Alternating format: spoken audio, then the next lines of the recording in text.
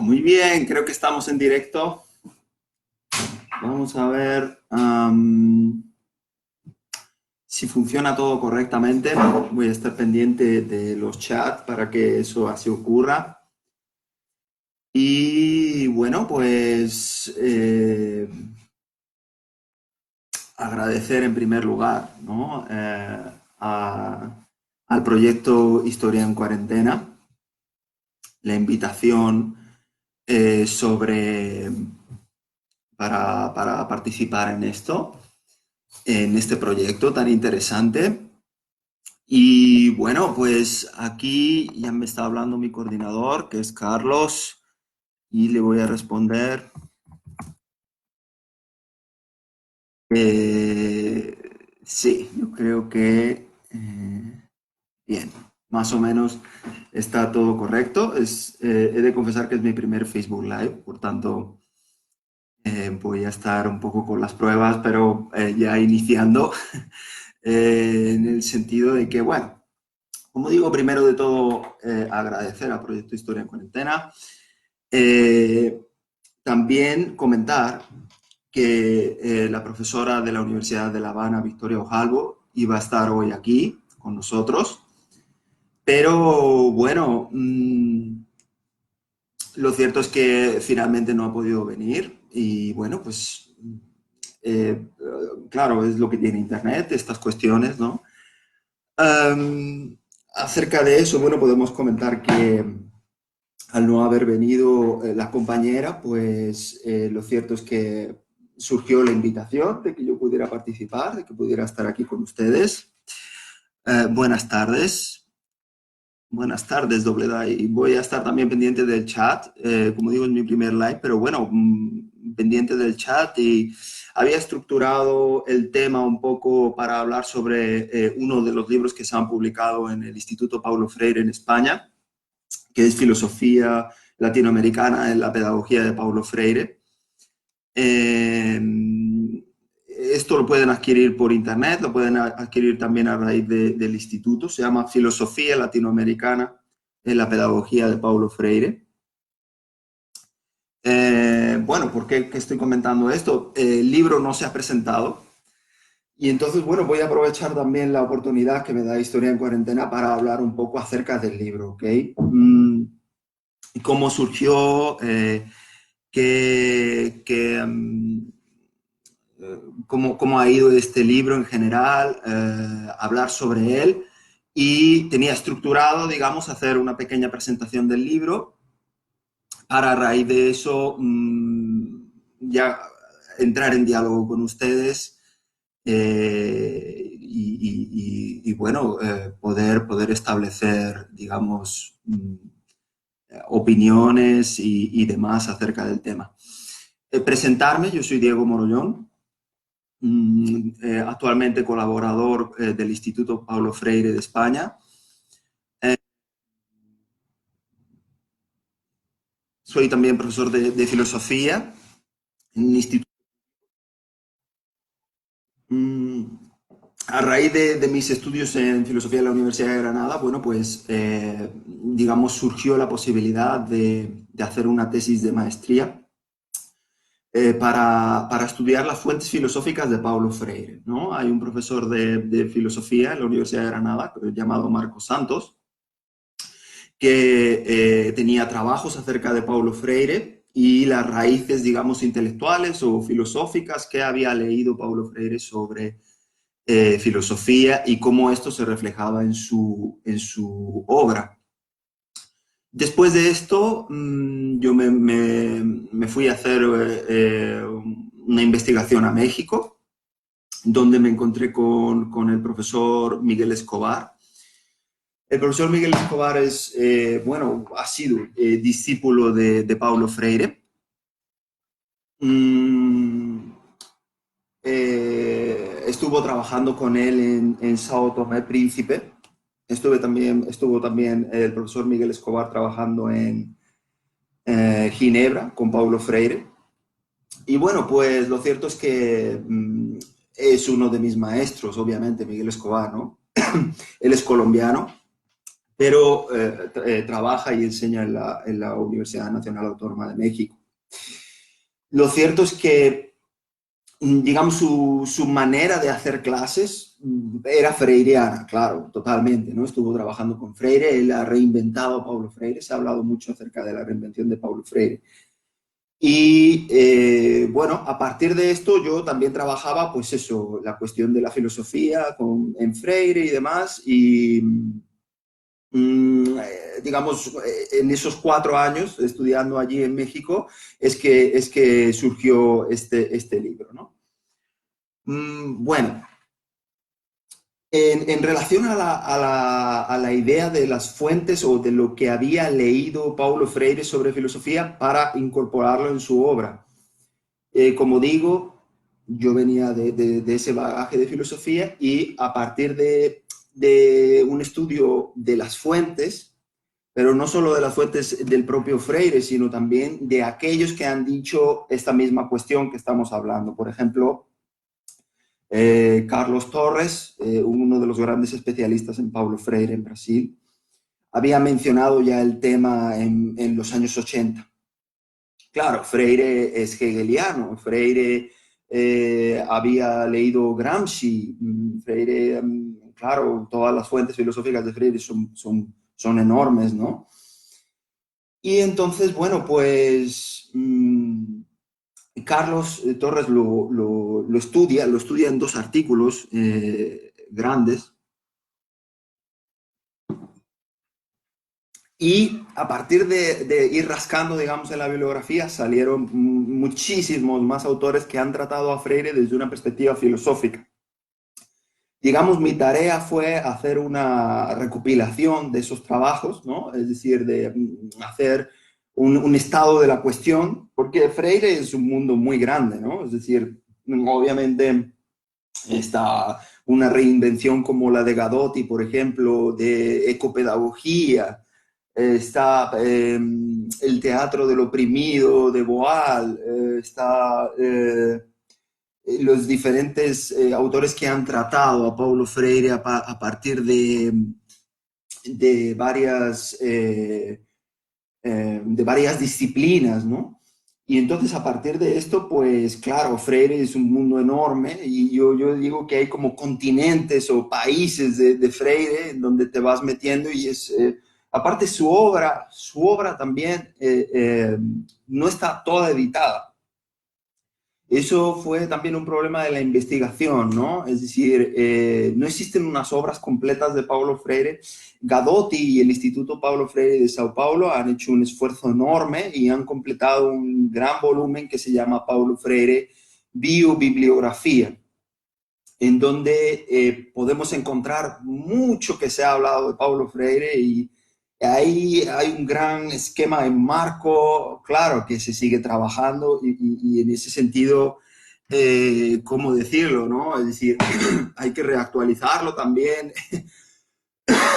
Desde luego, los estudiosos de Freire tienen mucho trabajo, podríamos decir, ¿no? Porque es un autor enorme y al decir que sus obras no han sido editadas, parece que conocemos un variado rango de libros de Paulo Freire, pero luego cuando uno se mete en ello es enorme. De hecho, el libro que estoy tratando solo es de hasta 1970. Mis directores de tesis pues ya me acortaron ahí, me dijeron no, porque vas a meterte en Paulo Freire, es muchísimo, entonces no te va a llegar todo, es imposible dedicarte a la obra completa. Entonces, claro, solo dediqué hasta 1970, donde hay algunas influencias filosóficas de Paulo Freire, ¿no? Siguiendo, como digo, tanto el trabajo de mi tutor en la Universidad de Granada, de maestría, como mis tutores en la Universidad Nacional Autónoma de México, y podríamos citar pues, a todo ese el contenido de personas que han trabajado Paulo Freire desde la perspectiva filosófica, es decir, mi trabajo de alguna manera ha sido recoger complementar varios trabajos para que dé una idea general de esa problemática de Paulo Freire, ¿no? y de todas las cuestiones que realmente van vinculadas a eso, que son varias. Muy bien, a partir de eso, me gustaría, tenía planeado hablar sobre todo de dos cuestiones, porque el tema da para mucho, ¿saben? Es decir, se puede hablar mucho sobre esto, de hecho va a ser muy interesante las preguntas, y desde una perspectiva freireana, obviamente, lo mejor es el diálogo y lo mejor es poder comunicarnos con el chat. Pero bueno, para abrir un poco el debate o para comentar algunos de los aspectos que digamos, esta investigación contiene. Bueno, pues yo he seleccionado dos cuestiones. Mm, Dos autores que no se sabe mucho, pero está en Freire. ¿Por qué? Bueno, claro, mis directores me guiaron muy bien la investigación y, digamos, ellos también traían mucho Freire leído y entonces me dijeron, mira, Diego, este aspecto, este otro, sería interesante investigarlo. Por ejemplo, uno de mis tutores, Mario Magallón Anaya, me indicó que un exiliado republicano español había influido en Paulo Freire. Se llamaba Eduardo Nicol. Es un autor que tiene también una obra enormemente extensa, eh, pero está interesante porque Freire hace una lectura muy filosófica de un libro suyo que se llama Principios de la Ciencia. Y él está presente en un libro de Freire que se llama Extensión y Comunicación. Ustedes lo conocen. Entonces, en ese libro, en Extensión y Comunicación, habla Freire sobre los principios de la ciencia de Nicol. Yo quería hacer, eh, digamos, una reseña o situar un poco ese punto, porque me parece interesante como punto filosófico de lo que Freire dijo. Obviamente, Paulo Freire es un autor que hay que entender desde la práctica, ¿no? Desde la praxis. De hecho, a mí me gusta verlo mucho como un político, porque realmente fue político. Hay quienes opinan que el pensamiento en América Latina ha sido también realizado por sus políticos. Por ejemplo, Leopoldo Sea, pues dice, eh, Bolívar, el libertador, fue también un pensador, ¿no? Entonces, ¿qué quiero decir con esto? Que hay una vinculación entre la política y el pensamiento muy fuerte. Entonces, Freire fue un político. Es decir, es que eso básicamente no lo podemos negar. Es decir, él trabajó obviamente con comunidades y las organizaba y él participaba. Recordemos, por ejemplo, como hablaba el otro día el compañero, en las independencias en Guinea-Bissau. ¿Por qué? Pues porque estaba ahí, porque los gobiernos pedían la participación de Paulo Freire y porque Paulo Freire era una persona de meeting, de poblaciones, de contacto con la gente, de participación política. Entonces, en ese sentido, obviamente Paulo Freire se lee desde la praxis. Yo no quiero olvidarme de esto, ¿no? Pero también apuntarles que mi tema es un poco también la teoría en este sentido, ¿no? La relación entre praxis y teoría, obviamente en Freire es un gran punto, ¿no? ¿Qué quiero decirles con esto? En esa comunidad política que Freire tiene como objeto de estudio, en esa praxis, una fundamentación teórica sería el otro y la otra como vínculo con el objeto. Es decir, para mí, o según lo que yo estudié en Freire y con la influencia de Nicole en Freire, es que el objeto del conocimiento, esto es una cuestión filosófica, tiene que ver el objeto del conocimiento tiene que ver con el diálogo, con el otro y con uno. Y eso rompe un poco una visión filosófica que es sujeto-objeto, porque el sujeto-objeto es conocer el objeto, ¿no? Pero Freire no vio así la cuestión epistemológica, podríamos decirlo así, sino que es a través también de la otra persona en comunidad que construyes el objeto. Obviamente esto se ha dicho, esto se sabe, pero digamos, en esa relación entre Nicole y Freire, hacia una construcción del objeto comunitariamente, eso Freire ahí, digamos que es parte de su filosofía, porque está en extensión y comunicación que él teoriza sobre eso. Y teoriza sobre cómo el objeto puede ser conocido a través del otro. ¿De acuerdo? Entonces, eso es muy importante, ¿no? Porque obviamente también va vinculado a la política y cómo el diálogo político entre las secciones diferentes, entre los movimientos sociales y los partidos, dentro de los partidos, entre los partidos políticos y el público, ese espacio de diálogo necesario para la política necesita, para decir conocimiento de las cosas, para saber sobre las cosas, necesita el otro y la otra. Para mí eso fue, digamos, un punto importante, ¿no? También viene al pelo porque miren que el tema de actual, el tema actual de bueno, a ver, voy a estar atento. Vale, ok. Vale. El tema actual de los expertos. Yo voy a comentar, esta es una de las ideas que quería comentar, ahora voy a entrar en otra y yo creo que con eso vamos bien, para que podamos participar, si no puedo comentar algunas cuestiones más y demás. Quería comentar con esto que para Freire, hoy día que se habla mucho del tema de los expertos, porque los expertos son aquellos que, por ejemplo, están dirigiendo cómo interpretar una situación como es la actual pandemia, ¿no? O el actual confinamiento en casa, ¿no? Quería apuntar esta idea por esta actualidad que yo veo aquí. ¿Por qué? Pues porque para Freire el rol del experto es muy importante. Es decir,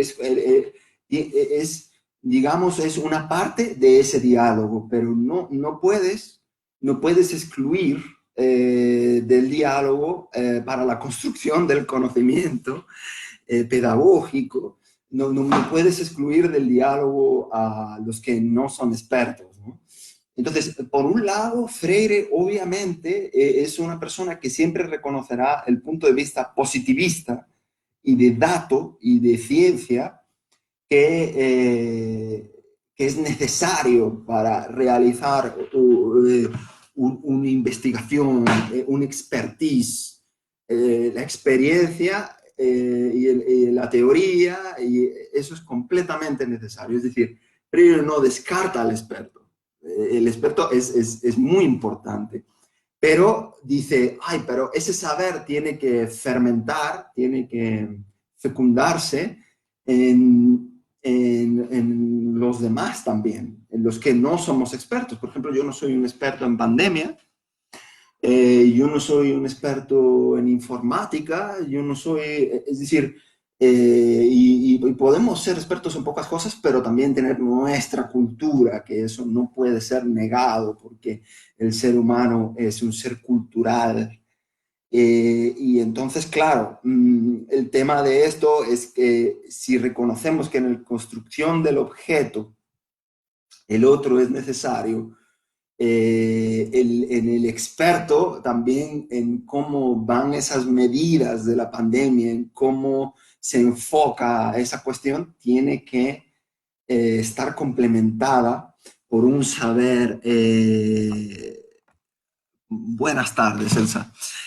Eh, eh, tiene que estar complementada esa cuestión de los expertos con aquellos que no son expertos, pero a quienes se les aplican las medidas. Entonces, claro, ahí tiene que haber un diálogo para la construcción del objeto, para la medida política, ¿no?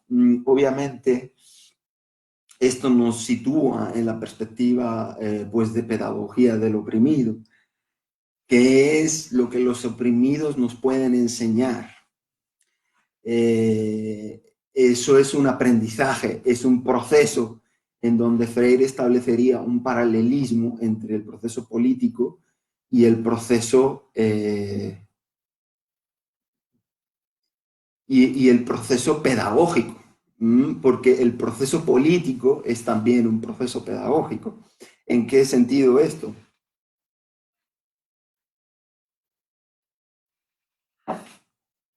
En un sentido en el que eh, la pedagogía es un aprendizaje y la política es un aprendizaje también. ¿Por qué? Pues porque, por ejemplo, tomemos en cuenta las medidas sobre la pandemia. Pues las medidas sobre la pandemia están enfocadas hacia una realidad, pero esa realidad tiene que conocerse comunitariamente, en diálogo los expertos con los que no somos expertos, y a partir de ahí eh, una actuación política. ¿Qué iba a comentar también sobre esto? Que incluso una parte u otra en ese proceso puede equivocarse, claro, claro. Yo, por ejemplo, pensaba en los primeros días de la pandemia, yo quiero irme a visitar, a hacer, y luego me he dado cuenta que no, pero luego también uno se da cuenta de que es importante la economía. Entonces, ese es un proceso político que va en aprendizaje, ¿no? Entonces ahí eso es muy freiriano, yo diría, ¿no? Porque incluso todas sus obras son procesos políticos escritos, ¿no? O sea, son procesos políticos escritos.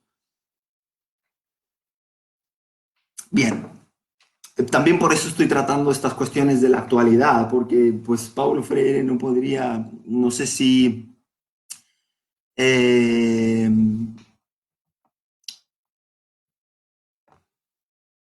bien, vamos a ver, aquí hay una pregunta, no sé si yo creo que sí, vamos a dar paso a las preguntas porque si no puede que yo me pierda en lo teórico y bueno, si no hay más preguntas podemos pasar a continuar comentando algunas cuestiones.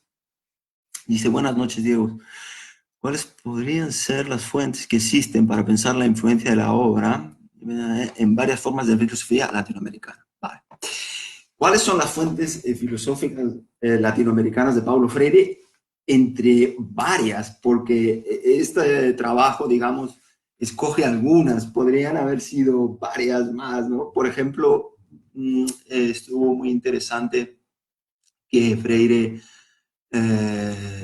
estudió al otro Freire, al de Casa Grande y Sensala, y lo tenía muy presente, ¿no? De la literatura brasileña. Acevedo, mmm, Guerreiro Ramos, bueno, por supuesto Fanon. Entonces, bueno, lo cierto es que ahí hay varias fuentes de Paulo Freire latinoamericanas, ¿no? He nombrado esas, pero podrían nombrarse también algunas varias más. En ese sentido, también estoy hablando de Paulo Freire hasta 1970. ¿Eso qué quiere decir? Que es un Paulo Freire que luego podría también verse complementado con las otras etapas, como digo, por ejemplo, como el compañero comentaba el otro día sobre sus estudios en África, porque él estuvo allí durante los 80, Paulo Freire. Y su vuelta a Brasil también habría que ver, obviamente nunca dejó de trabajar y de estudiar esas cuestiones, ¿no? Mm, bien, en ese sentido, podemos establecer fuentes latinoamericanas de Paulo Freire en hasta esa madurez de pedagogía del oprimido. Pero Freire obviamente no se acaba ahí, tiene pedagogía de la esperanza, pedagogía de la autonomía, muchas grandes, importantes obras posteriores que, en las cuales también podríamos complementar sobre autores latinoamericanos que le influenciaron, ¿no? Mm, en ese sentido, vamos a ver, ¿hay alguna pregunta más? Sí, dice, ¿sabría nos decir, explicar el pensamiento de Paulo Freire en la escuela? Es una posibilidad real, actual situación de las sociedades occidentales. Es una pregunta de MMDC. Bueno, me pregunta si soy profesor. Bueno, yo soy profesor de filosofía, ¿vale? En un instituto, ¿ok? Eh, también soy colaborador con el Instituto Paulo Freire en España. ¿Cómo he intentado, me pregunta si existe una metodología eh, para poder aplicar a Paulo Freire. No sé, yo voy a acudir, fíjate, a quien me enseñó a mí sobre Paulo Freire, un discípulo directo suyo que es Miguel Escobar. Mira, eh, él hacía mucho trabajar en grupos, ¿vale? Y también reflexionar mucho en la clase, en el propio grupo que estudia la realidad, las realidades, porque según en parte Freire también establece que el conocimiento debe de ser obviamente un currículum y una guía, porque la guía tienes que seguirla, porque el currículum tienes que seguirlo, pero también eh, se establece, digamos, un diálogo entre ese currículum y la realidad, ¿no? Entonces, o las realidades. En ese sentido, te comento que él trabajaba mucho también una lectura de la realidad, pero también una lectura de la realidad de la clase. Es decir, creo que está muy bien entendido a Paulo Freire como alguien que habla sobre una realidad en el proceso de aprendizaje. Es decir, en el proceso de aprendizaje hay protagonistas, hay cuerpos, hay que hablan, eh, hay grupos sociales, hay clases sociales, hay diferentes ideologías. Entonces, en ese sentido, yo creo que Paulo Freire nos ayuda a eh, leer también la realidad de la clase o del grupo de estudiantes, ¿no? En el sentido de que lo que ocurre en la clase, en el proceso de aprendizaje, lo que ocurre en el proceso de aprendizaje es también un proceso político, es también un proceso político donde hay opresión, donde hay diferentes maneras, donde hay grupos, donde hay exclusión. Entonces, eso es un proceso político también, ¿no? Si usted me está preguntando las posibilidades reales de llevarlo a una clase como sería una mía, que yo doy clase a personas 16 años, 17 años.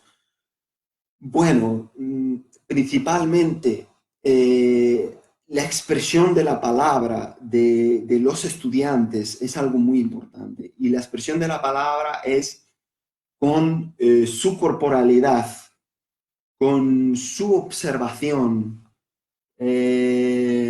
establecer un diálogo horizontal, lo más posible horizontal, sin olvidar también que existe una autoridad en la clase. Porque el diálogo tiene que ser, como he dicho antes, si yo estoy dando clase a unas personas de 16 años, que a lo mejor no tienen una formación teórica sobre la filosofía, porque por supuesto la tiene en práctica y la tiene, hay que reconocer su saber como sus preguntas de la vida, como sus problemas sobre la realidad, su conocimiento y del ser humano como una persona consciente, como una persona libre, como una persona política. En ese sentido, las personas actúan en la clase, en la audiencia, en los estudiantes, ¿no? Actúan en el proceso de aprendizaje y una perspectiva pedagógica paulo freireana, yo creo que sería la organización de esa expresión de los que están en el proceso de aprendizaje, porque es una cuestión de organizar ese saber para que pueda emerger y pueda complementarse también con el factor curricular y el factor de la normativa que está presente y que no puedes tampoco obviar. Yo conozco profesores que dicen, no, yo no sigo el currículum para nada, no me interesa el currículum, la normativa está ahí, pero ¿qué sentido tiene esa normativa? Porque eso es, digamos, según Paulo Freire, digamos que ese es el objeto también a transformar, porque la realidad cambia. Entonces, como la realidad cambia, tiene que cambiar el currículum y en diálogo. ¿Y quién hace eso? Pues los protagonistas de la historia, los estudiantes, las estudiantes que participan, critican, ponen en cuestión. Entonces, claro, porque sus realidades son diferentes de las del currículum. Pero lo interesante es también conocer el currículum para saber qué es lo que se debe de cambiar del currículum, ¿no? Para si luego cambiamos a mejor, pues entonces podemos decir también que viene en el currículum, ¿no? Por ejemplo, en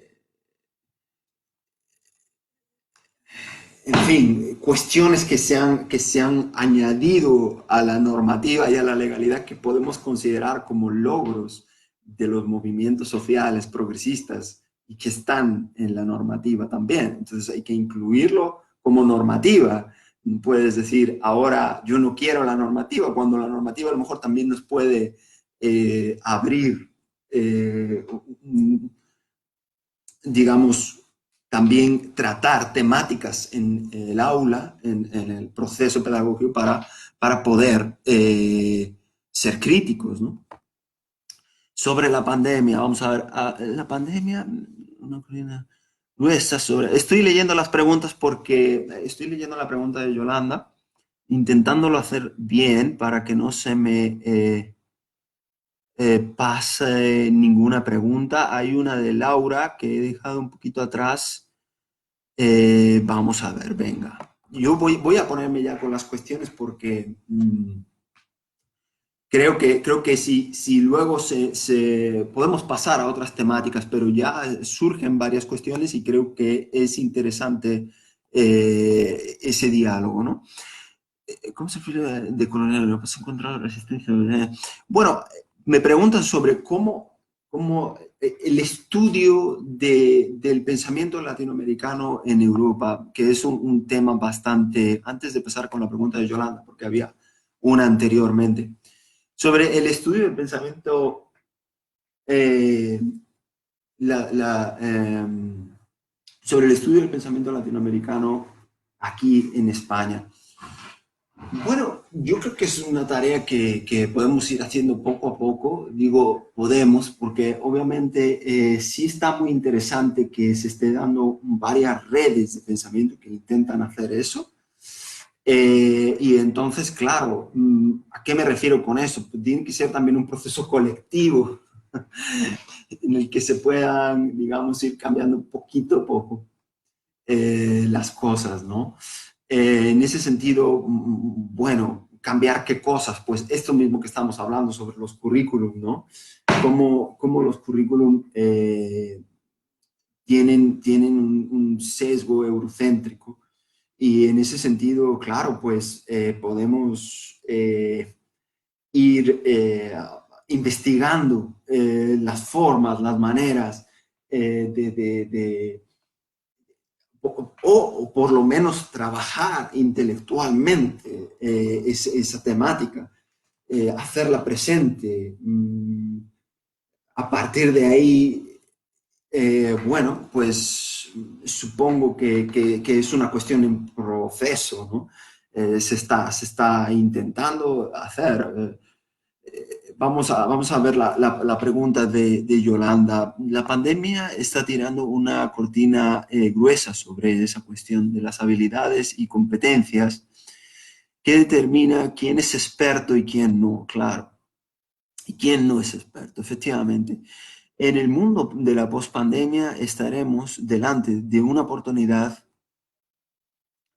de habilidades para una discusión más fuerte sobre el reconocimiento de que todo individuo es capaz, de acuerdo con la idea de Paulo Freire, cómo se ve esta cuestión. Yolanda, muchísimas gracias por tu pregunta. Además, me hace por lo menos sentirme bien porque mm, algunas veces pienso, digo, pues esto a lo mejor lo estoy diciendo, no sé si va bien la cuestión, pero claro, es decir, yo me doy cuenta, ¿no? De cómo se habla muchísimo de los expertos, ¿no? Entonces, claro, cada vez que veo a los expertos, me surge esa cuestión de decir, bueno, pues, vale, ok, los expertos, estoy de acuerdo. Uh,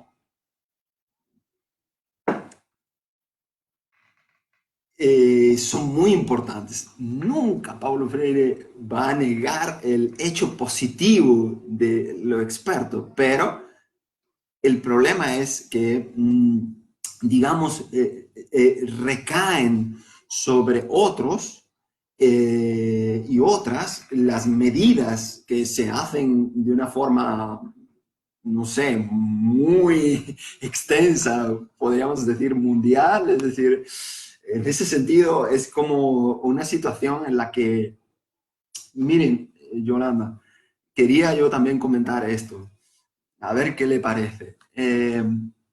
Yo pienso que Paulo Freire, a raíz de esto, llega a una conclusión en la que si la autoridad, si la normativa, el profesor, el político, impone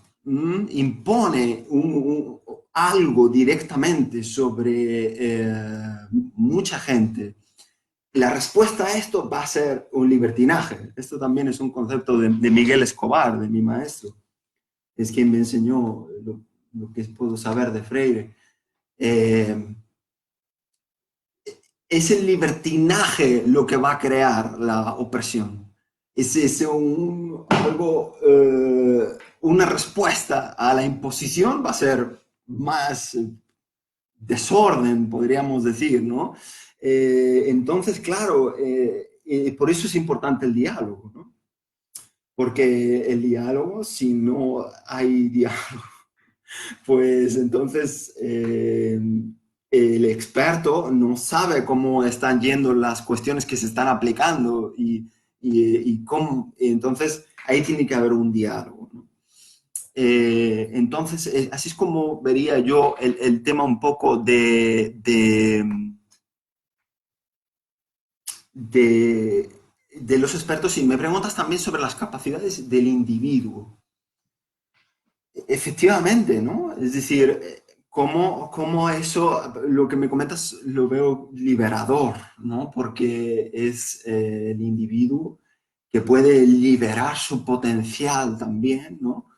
Para, para digamos, sus capacidades de expresión, de crecimiento.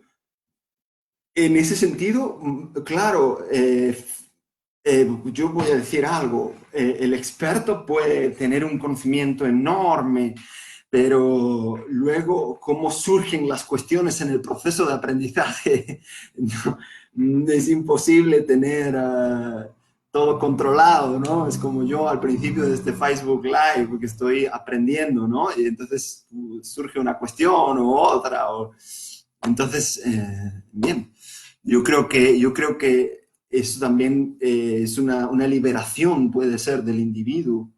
Si es tu interpretación, desde luego me interesa, ¿no? En fin, bueno, vamos a la siguiente pregunta. Hay varias más y ya estamos zambullidos en las preguntas. ¿Podrías explicar un poco, Diego, cómo es la enseñanza pública en España? Qué interesante pregunta. Bueno, en ese sentido, las cuestiones que se me vienen a la cabeza, diría que son positivas. Tal vez esto es un poco por no morder la mano que te da de comer, ¿no? Pero, ¿por qué positivas? Bueno, en principio, yo creo, vamos, desde mi experiencia personal, yo estoy conectando con saberes populares. Es una enseñanza pública que eh, llega digamos, está organizada para poder tener una base horizontal de una enseñanza, ¿no? En este sentido, quiero comentar que, claro, dentro de la enseñanza pública, obviamente hay muchas ideologías conservadoras, ideologías progresistas, pero esto de en principio no me parece mal, porque debe de ser un reflejo, la enseñanza pública debe de ser también un reflejo de lo que es la realidad y establecer un diálogo entre la realidad y lo que ocurre con los estudiantes. Dicho eso, podemos criticar, por supuesto, y desde una perspectiva progresista encontrar cuestiones a mejorar. Por ejemplo, en filosofía no hay mucho espacio para la filosofía hecha por mujeres, o colectivos a los cuales va esa filosofía y no están tan escuchados. Es decir, el currículum en ese sentido puede mejorarse. Eh, a nivel económico, bueno, ha sufrido bastantes recortes. La situación, en cierta medida, no es todo lo buena económicamente en la enseñanza pública que podría ser. Eso puede ser mejorable. Eh, claro que hoy día estamos hablando de un impacto de la pandemia también sobre esta cuestión y no sabemos muy bien cómo va a ir esa cuestión. Esperemos que exista cierto diálogo en este sentido que estamos comentando. ¿Qué más cuestiones puedo decir? Eh, respecto a la enseñanza pública aquí en España, bueno, mi experiencia no ha sido negativa. Yo hablo con los estudiantes, hablo con las estudiantes de manera de debate, de manera de grupos. Intento que ellos intervengan, intento que conozcamos algunas cuestiones culturales, pero en ese sentido, obviamente también el currículum está ahí, es decir, uno tiene una capacidad limitada porque también es una enseñanza pública y en principio tienes que adquirir unas bases para poder posteriormente progresar.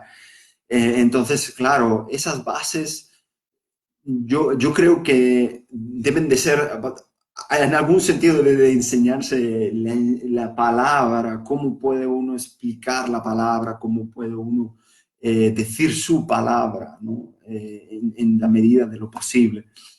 Pero bueno, en fin, hasta aquí la cuestión de la enseñanza pública. Debería, ¿sabe? A lo mejor es una pregunta que debería de meditarla un poco más para poder añadir cosas sobre ella. Pero bueno, en fin, vamos a ver si hay más cuestiones. Por ahora no. Muy bien. Bueno, pues ahora voy a comentar otra cosita y por ahora vamos a dejar un poquito las preguntas. Voy a comentar una segunda idea para nutrirnos un poco y a partir de aquí damos otra ronda a las preguntas, dejamos tiempo para que surjan. Si quieren podemos estar comentando alguna cosa más. Bien, quería hablar sobre un autor, esta cuestión de la filosofía latinoamericana en Paulo Freire, que me han preguntado qué autores son, qué autores se han escogido para esta investigación, pero obviamente hay varios más, ¿no? ¿Y cómo se ha hecho? Bueno, pues miren, solo leyendo la parte correspondiente que leyó Freire. ¿Por qué? Porque obviamente, por ejemplo, hablamos de un autor como Fanon, que influyó muchísimo en Freire. El otro día el compañero que ha estudiado Paulo Freire también desde África lo hablaba. La presencia de Fanon en Freire es muy importante. Las cuestiones raciales, cómo se entiende los condenados de la tierra desde Freire, porque Freire dice que leyó Los condenados de la tierra y ahí vio confirmadas muchas cuestiones, ¿no? Y entonces, bueno, en el estudio hablamos de esos textos que directamente lee Freire y cita Freire, ¿vale? Es decir, la investigación es... ¿qué quiero decirles con esto? Que es muy específica, es decir, es algo... eh, digamos, delimitado, ¿de acuerdo? Entonces, ¿por qué digo esto? Porque obviamente hablar de Frantz Fanon, por ejemplo, o anteriormente que hablábamos de Nicole, es un autor enorme. Entonces, ¿qué quiero decir con esto? Que el paralelismo entre qué filósofos influyeron en Freire y Freire se ha hecho no abordando toda la bibliografía de esos autores, sino básicamente con un estudio de los textos que leyó Paulo Freire.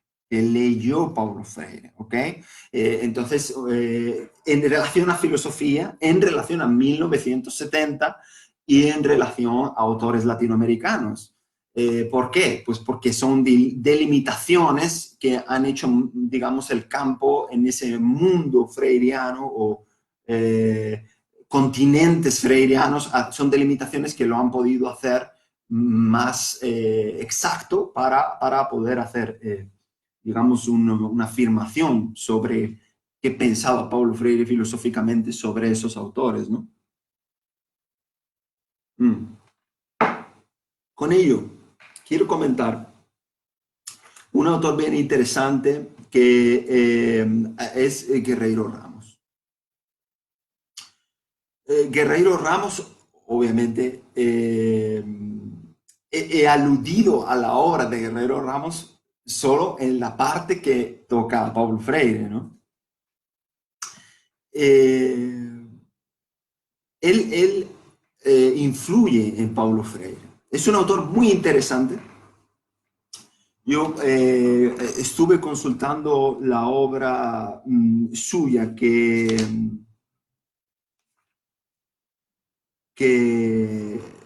estuvo leyendo Paulo Freire, que se llama La reducción sociológica. Es una obra realmente muy interesante. Tuve acceso a ella porque estuve estudiando en México, si no, no hubiera podido leerla, seguro.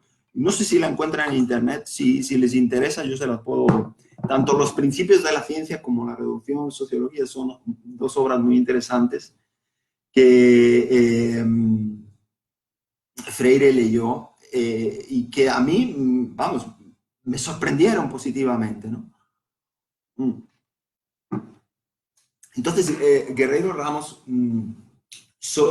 dediqué solo a los textos de ese autor que incumben a Freire. No entré en toda su obra porque es también muy extensa.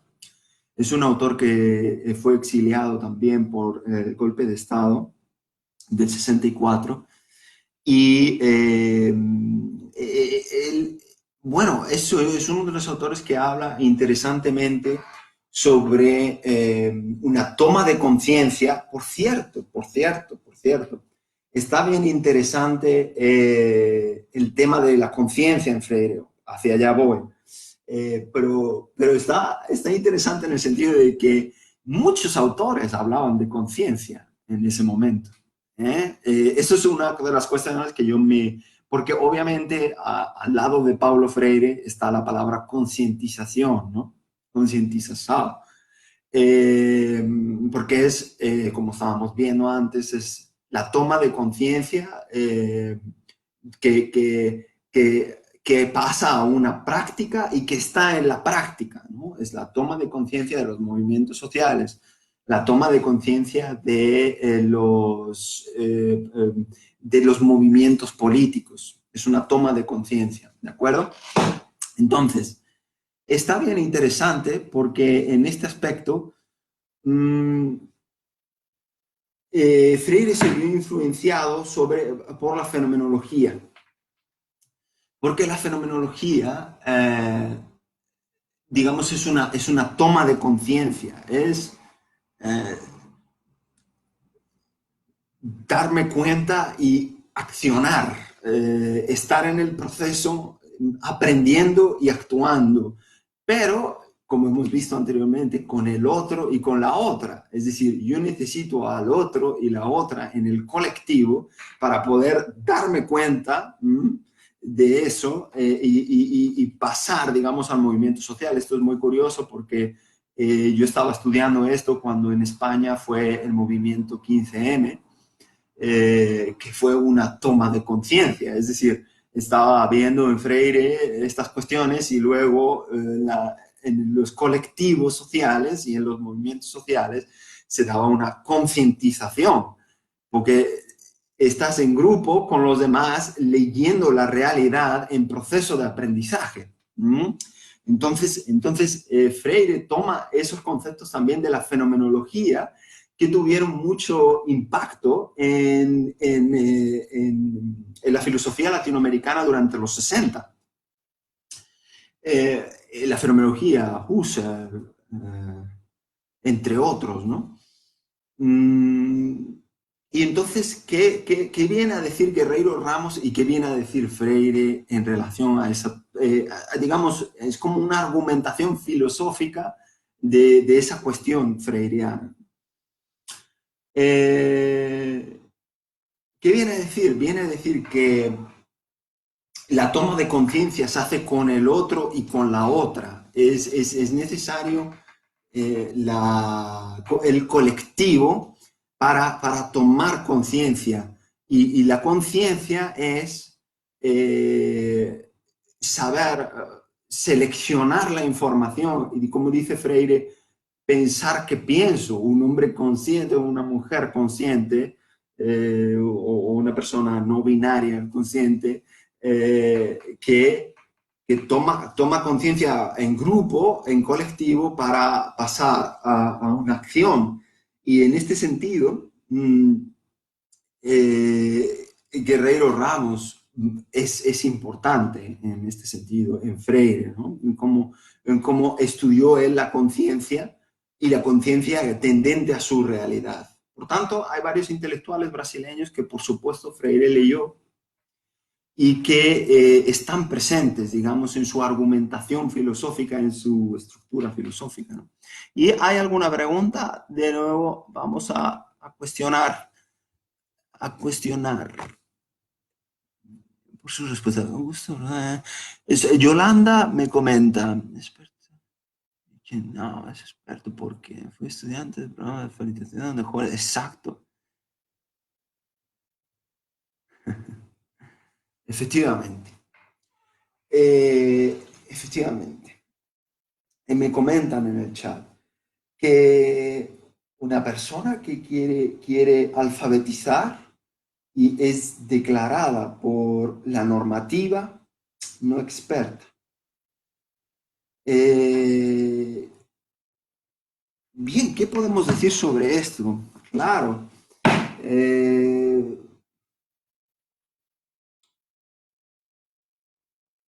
bueno, es una pregunta también para pensar, ¿eh? A lo mejor no puedo responder directamente porque esto del Facebook Live estoy dándome cuenta como que la primera vez que lo hago, que tiene su historia y las cosas no son, o sea, estoy comentándoles cuestiones que tengo investigadas y pasar directo a la opinión me cuesta un poquito. Se puede, se puede. Obviamente a mí me parece una injusticia que alguien quiera, digamos, impulsar, como diría Freire, ser más, no ser aplastado por querer desarrollar sus capacidades con los demás y con las demás y no ser permitido, pues obviamente eso, desde una perspectiva crítica, creo que... Muy bien, muy bien, bueno, pues compañeros, compañeras, yo me voy a ir despidiendo. Ha sido un verdadero gusto estar con ustedes. Espero lo hayan disfrutado igual que yo, porque lo cierto es que lo he pasado muy bien. Eh, ha sido fantástico. Mm, puedo, no sé, saludarlos desde aquí, mandarles mi estima y bueno, pues podemos estar en contacto, pueden fácilmente poder estar en contacto conmigo y una vez más agradecer eh, a Historia en Cuarentena la oportunidad de estar aquí. Y cualquier cuestión, si he omitido, si no he dicho, me disculpan, por favor, o si no he dicho correctamente. Eh, en fin, les tengo en consideración y un saludo desde aquí, desde España. Muchas gracias. Voy a ir cerrando. Un saludo.